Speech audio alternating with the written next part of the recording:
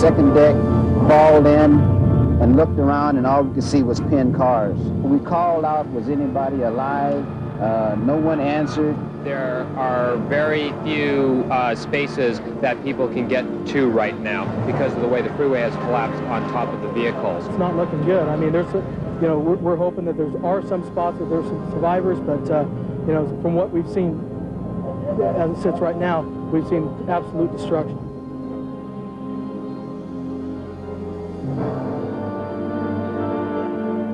We believe that that it's not likely that there are any people alive still on that freeway in any of those vehicles. I'm here solely to look for my son, to know if he's alive or dead. Maybe he could be in a coma or something of a nature like that where he can't respond or show any body signs, but he could be still alive. Daniel Ruby's vigil would prove futile. His son Juan did not survive.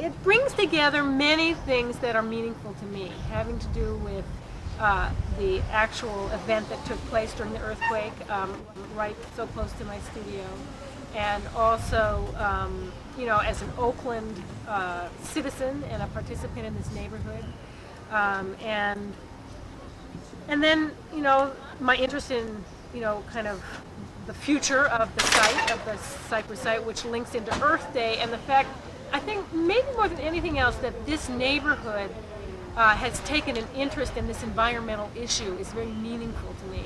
So when she called about this Cypress structure and told me that she was going to get 100 dancers together, which is unheard of in Oakland, and because it had to deal with the earthquake, it gave it some meaning. And so the meaning is what really kind of impressed me. And also she mentioned the fact that they were trying to rename this whole area Mandela Way, which would give it more meaning to us. So I thought it was a very meaningful thing that she was trying to do as a creative artist. For me, doing this was really a kind of a healing thing, because the whole tragedy of it really hurt me in some way.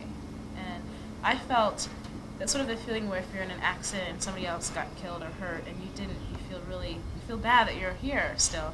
And nothing really happened to my house. I'm way over in Berkeley, and it wasn't a big deal. And I felt, I just felt so removed from it. And this was a way for me to be directly do something that was, I'm a dancer, I can do this. Maybe even if I had been here at the time, I don't know if I would have helped anybody or been able to do that, but this is what I could do. And so I feel really good. I really feel good. And I think the movement itself, as well as people's intentions, really takes that into account. The movement is fairly serious, somewhat, one might almost say spiritual.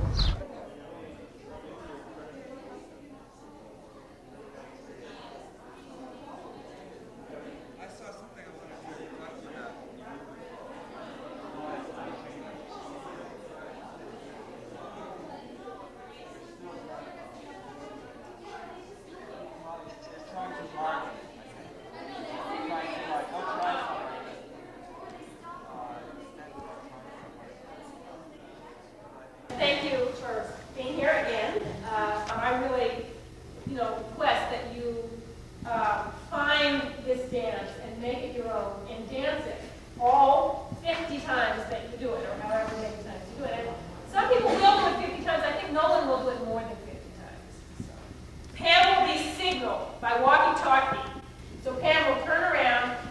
walks past you again, you just drop what you're doing and start walking with her. Hopefully, if this works out right, everybody will meet at the same time on 14th Street. Fill up this unfillable space, and you need to do that, by being wide with your legs and with the top of your body. You're dancing in this space, and you're performing in it. Do it, really do it, and do it the best you can. You will make mistakes. Try not to make a big deal out of your mistakes. And, sometimes you'll get out here and you'll go here and then which way, So you try to just be there for the whole, it'll be wonderful if you can do it, really.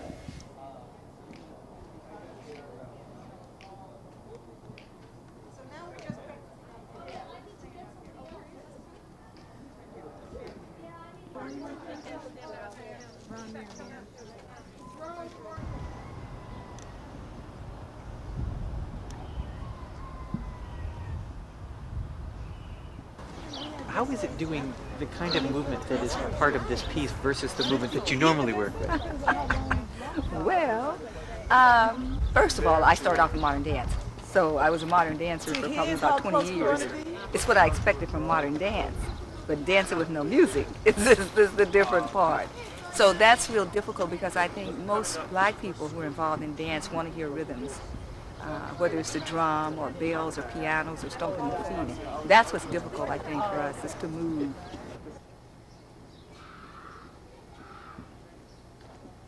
It's interesting to just try and bring all the minds to the process in a similar way, because you say quake and everybody has their own individual reaction to it and experience about it and feelings about it and so on. And you mentioned the quake and everybody's mind kind of goes off on different tangents.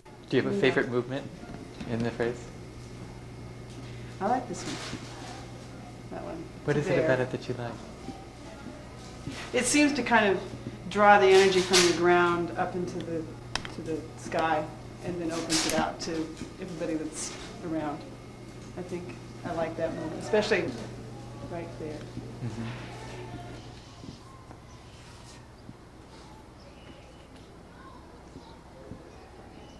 I'm really hoping that this will show off the space, that the human figures will accent and make the viewers appreciate the space in a way that they haven't so far.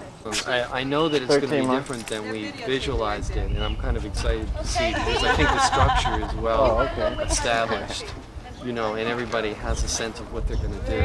And, so it's kind of like you have a structure and there are going to be variations in it, just like a natural event. Like, the wind is all blowing in one direction, but the leaves are all doing it a little bit differently. It's going to kind of be like that.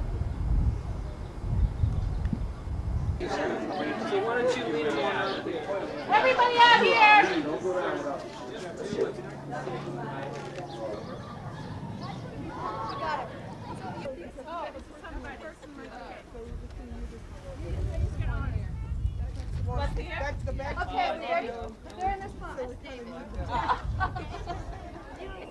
What do you expect the people in the neighborhood are going to think of this piece? I haven't a clue.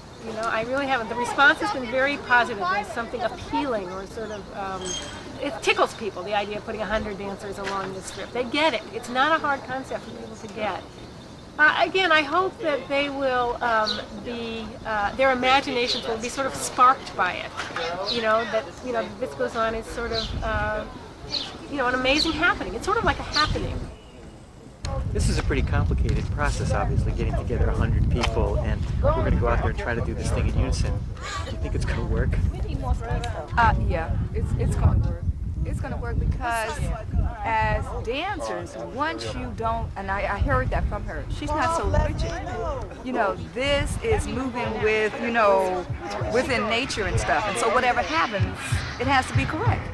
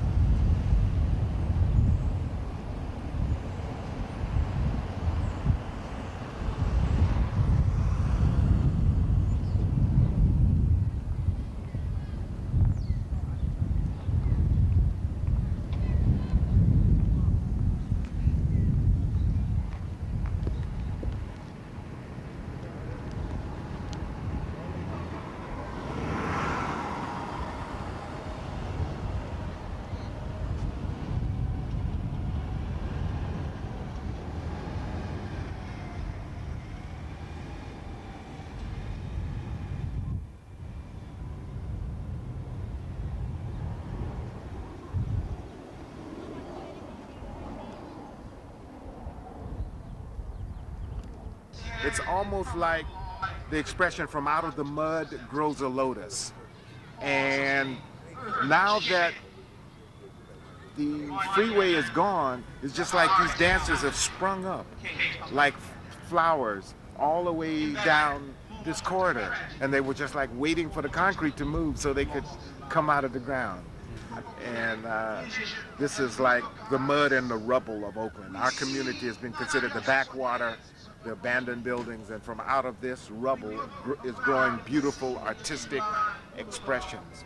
People coming together, and also I think it's a cultural appreciation, because this is not rap music in the background. It forces you to look at it and focus and think about something. Is this Tai Chi, or is this, what is this? Is this ballet? And it's interesting. You have to think about it. You just can't observe it.